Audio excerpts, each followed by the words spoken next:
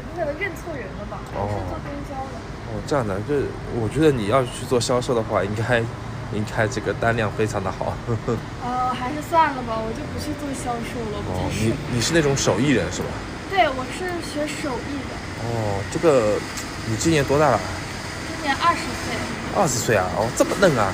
对啊。哦，这么嫩的怎么来做这个手艺人？这手艺人不都是40、50岁大妈来做的吗？没有啊，你肯定对我们这很有刻板印象吧？哦，这样的。